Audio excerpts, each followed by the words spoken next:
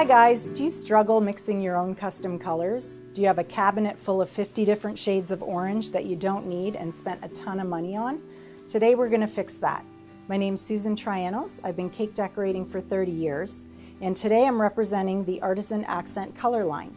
It's 10 core colors that will enable you to mix hundreds of custom colors that will look beautiful on your cakes. We're going to talk about color theory, so you can combine those colors in a beautiful way. With these 10 core colors, you can make any color under the rainbow.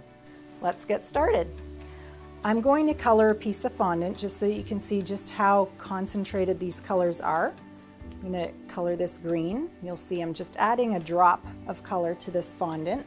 I'm working with PME fondant, mostly because it's my favorite fondant, but I find it colors really, really well.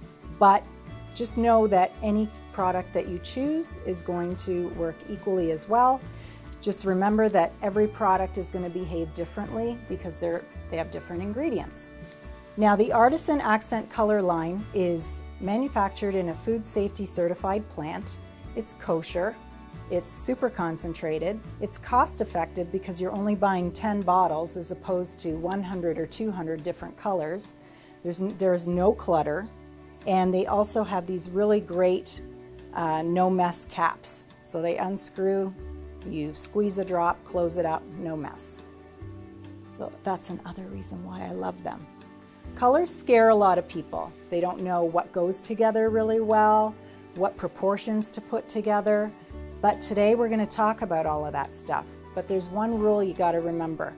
All colors go together. You just need to know how to put them together. So the less adventurous person that doesn't want to try and experiment, I'm going to show you a few different color schemes that will always work. This is our basic color wheel.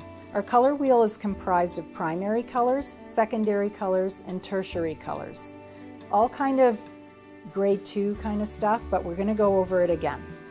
So our primary colors are red, blue, and yellow. These are colors that cannot be created by mixing any colors together. They're pure colors. And pretty much all colors are made up from these 3 colors. Secondary colors are colors that are mixed together using the two primaries. So when you mix red and yellow together, you're going to get orange. When you mix yellow and blue together, you get green. Red and blue, you get violet or purple. So violet, orange, and green are your secondary colors. Tertiary colors are a lot of fun. Tertiaries are mixed by using a primary and a secondary that are adjacent on the color wheel. So this is a tertiary here. This is yellow-orange. So we've got yellow and orange is giving you this yellow-orange. Or red-orange. You get this really pretty sort of a coral shade. So these are our core colors, and I'm going to just quickly show you how to put them together, make some muted shades, pastels, and we're going to have a lot of fun. I'm going to start with the most basic of color schemes, and that's the complementary color scheme. It's a really easy one to put together, and you can't really fail. One color should always be the dominant though. Because they are opposites, you don't want them to fight.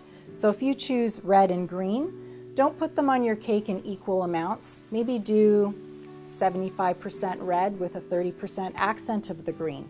That way you're not really making those colors fight too much and blinding the people looking at the cake. So red and green is a good example of a complementary color scheme. Yellow, orange, and blue, violet look fantastic together. Split complementary is another really foolproof one and probably my favorite one. Split complementary is when you take your main color, let's choose orange, and you go right across the color wheel. Its opposite is blue. So that's our complementary, but split complementary is when you choose the accent colors on either side of the blue.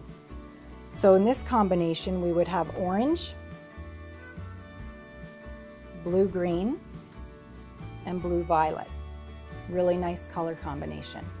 Always remember to have a dominant color, and your 2 accents will always make that prominent color pop. The next color scheme I'm going to show you is called a related color scheme or analogous. What that means is it's 3 or 4 colors side by side on the color wheel.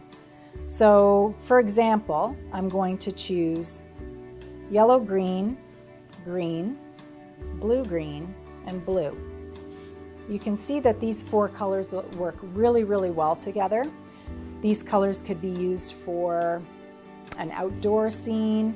They can be used for an underwater scene if you're doing a mermaid cake. Really great color combination. Monochromatic color schemes. They are the simplest color schemes to put together because you're using just one color. Let's use purple for an example. So I have my purple here. I have my concentrated shade of purple. I have a pastel, a muted concentrated color, and a pastel muted shade. What that means is we've got our core color, we've added some white, or we've added some gray or black just to change up the tints and the shades of that core color. And you can use it however you want, whatever mix of each shade, and it's literally foolproof. A triadic or a triangle color scheme consists of 3 colors that are spaced equally on the color wheel, creating a triangle. And it can be any combination, okay? So I'm just going to show you our primaries. You'll see this in children's bedrooms. There are primary colors. They're what everything's made from. That is a good example of a triangle. They're spaced equally in 3 on the color wheel. Another fun one, now we're going to work with a square. So with a square, we're using 4 colors, and again, they're all spaced equally within the color wheel. So let's do something fun. I love yellow, green, and right across is our red, violet. And then cutting right down the middle of this line, let's grab our orange and our blue. So essentially, the square color scheme is 2 complementary color schemes put together. If you notice, I used the yellow, green, and the red, violet. They're opposite on the color wheel. And then cutting straight through, I've used my orange and my blue. And they are spaced perfectly even within the color wheel, creating a square. Last but not least, we're going to create a rectangle color scheme. And what are we going to do? We're creating a rectangle spaced evenly, 4 colors within the color wheel. So let's go with these guys. We're going to go with our orange, our violet, which are 2 secondary colors, and our yellow and blue, which are 2 primaries. Again, can't stress this enough, always have a dominant color. This is a really fun, great color combination. So if you take a look at the color wheel, this inside circle here was created using just 6 colors from the Artisan line of 10 core colors. There's 10 core colors. So what do we need the white for? The black, the brown, the pink. I'm going to tell you. So pink, you need to mix using pink color.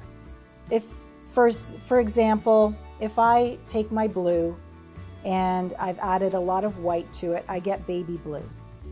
If I use red and I add white to it, I don't get pink, I get coral. So that's why it's important to have the pink. Also, when I made my plum, I mixed red and violet together. Sometimes you get a really muddy color when you do that. I added some pink to it just to really wake it up and give it some pop. So it was great for that. The reason why white has been included in this 10 core color mix is because white added to another color will give you an opaque color. White is also great for painting. I have a great painted cake over here. If I use my straight color, it's very dark and concentrated. If I want to lighten it up, I'm just going to add some white. Black. This is a great black. A lot of blacks people struggle with because they have a base of green or violet. And when they mix their black, sure, it's concentrated, you're not going to see those colors. But when you want gray and your black has a tinge of green or violet to it, your gray is going to have a tinge of green or violet. So that's not a good thing. But you'll see with the Artisan Accents black, I've mixed just a small amount in white fondant and I have a true gray. It's a great color. Brown is a mix of our primary colors, so our red, our yellow, and our blue. But who wants to mix them and get them just right to get a nice brown? So we've included the brown. The brown and the black I also use a lot to mute colors. So if you look at this color wheel, we've got our concentrated core colors, full strength. The next row are pastels. So I've just added a little less color to my white fondant to get those pastels. The next row of colors was created by using my base color and adding either a little bit of black or a little bit of brown. I tend to use brown for my warm colors to mute them and black for my cool colors to mute them. So these are my muted shades. So it's just this base color mixed with a little bit of brown will give you this sort of ochre sort of a color. And the outside row is basically just a pastel version of my muted color. So to make that, I've got my white. I use just a little bit of yellow and just an even smaller amount of brown, and I get this pastel version. A great idea is when you're watching this video, either on your iPhone or your iPad, take a screenshot of this color wheel and always have it handy. You'll never know when you're going to need it, and it will always be helpful. It's really foolproof. Another tool that you can use is Artisan Accent has come out with a 200 color recipe page. So it's going to tell you all the parts required to make 200 colors. Thanks for joining me. Again, my name is Susan Trianos, representing the Artisan Accent color line. I just want to remind you just to have fun. Color's not a scary thing. You can't screw up. Be a little adventurous, and happy baking.